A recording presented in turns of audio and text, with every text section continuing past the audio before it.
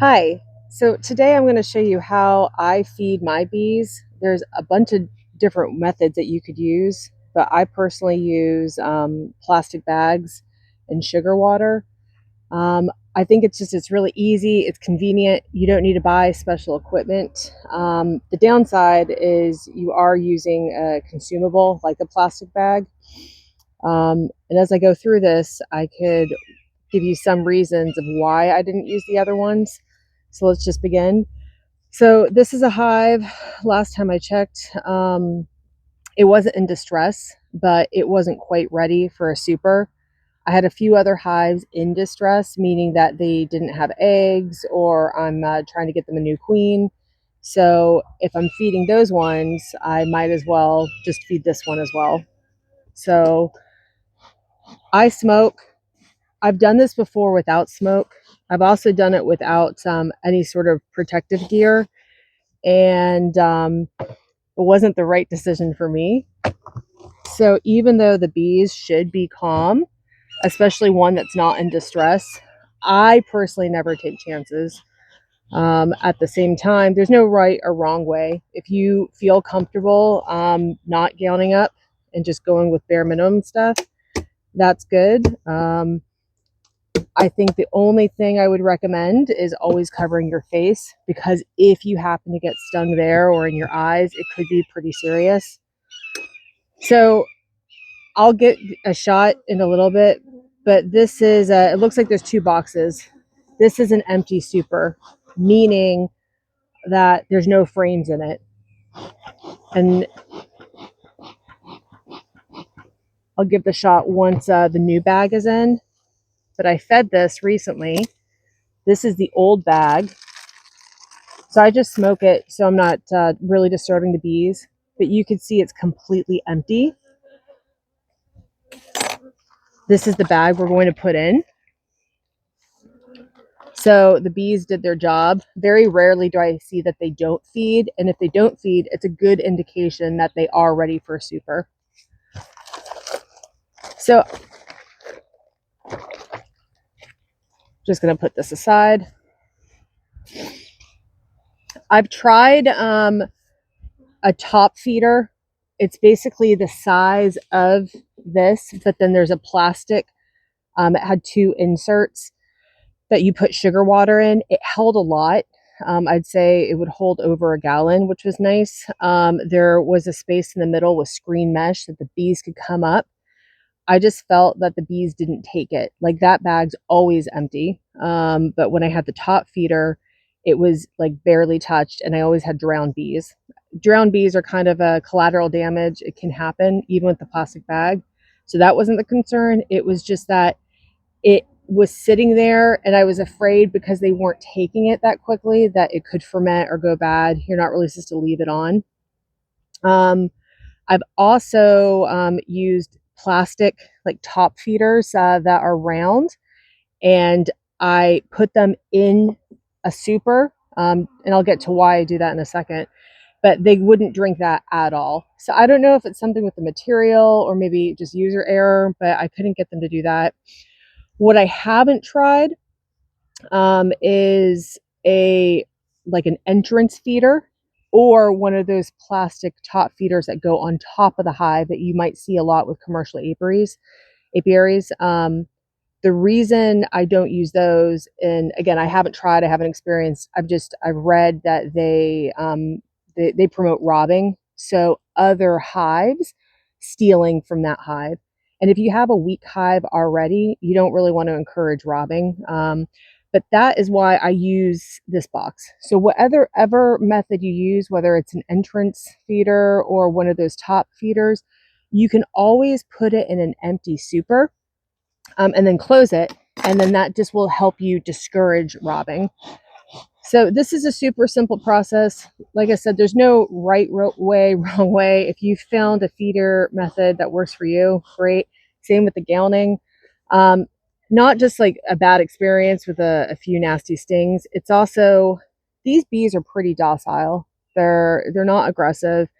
but you sometimes don't know if a hive is aggressive until you open it. And then at that time, I want to be gowned up. I don't want to be experiencing that, without any protective gear. So for me, it's a personal choice, and it takes 2 minutes, and then it just helps reduce some stings for me.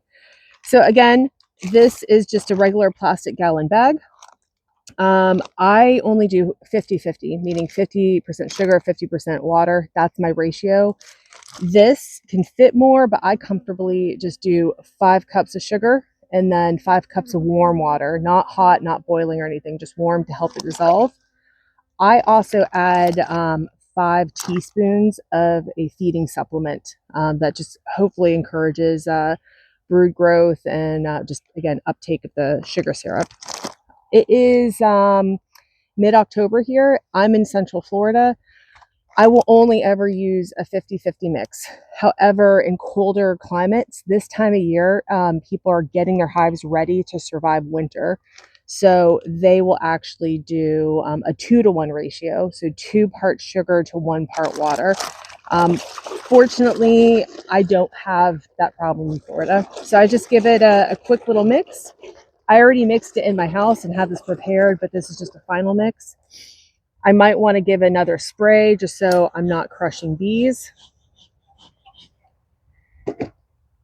And then I just lay it down flat. So I'm going to come grab the camera and I'm going to show you what I do next. It's really simple.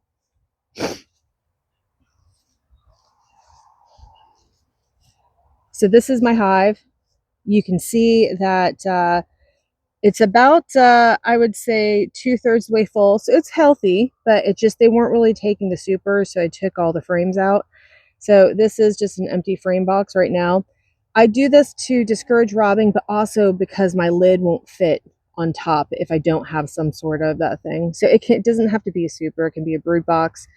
And so this is really easy because there's air in here. It's like a water bed. I just take a razor blade and I just quickly cut it across. The air sucks out, the sugar comes through, and that's enough that the bees empty it out every time.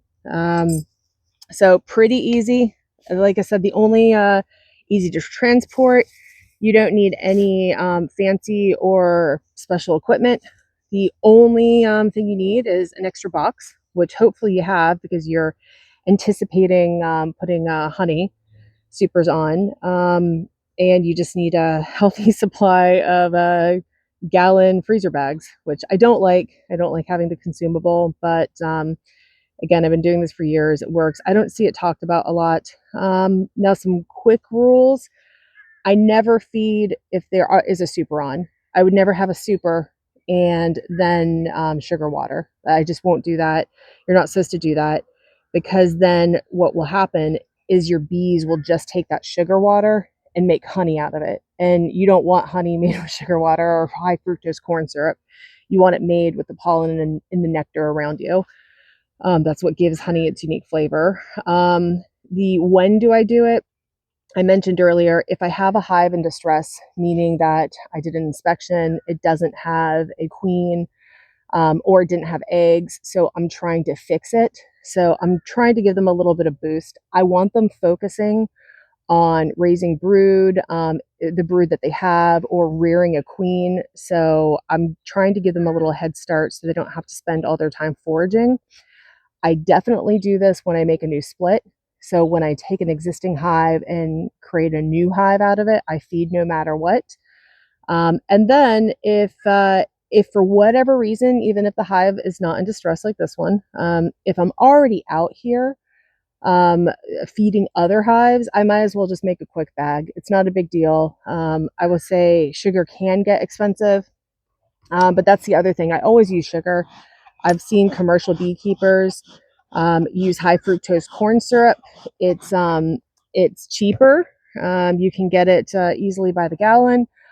I wouldn't recommend that. I want my bees to be more natural, and I'm comfortable using sugar only. I don't want to use any syrups. You can buy commercial syrup ready made, but like I said, for me, it's 5 cups sugar, 5 cups warm water, shake it in a bag, and I add a little bit of supplement.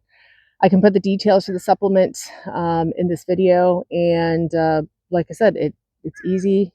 I'll go throw that bag away. I'll collect them. I'll maybe get a few hours for any long lost bees to find their way home from the bag, and then I just trash it, and then on to another week. So thanks for watching. I hope this was informative. If anyone has any questions or even a better suggestion, I'd love to hear it, because I'm always willing and happy to try new things, especially because I'm not a huge fan of the consumable plastic. But if anyone has other ideas, please just let me know. Thanks.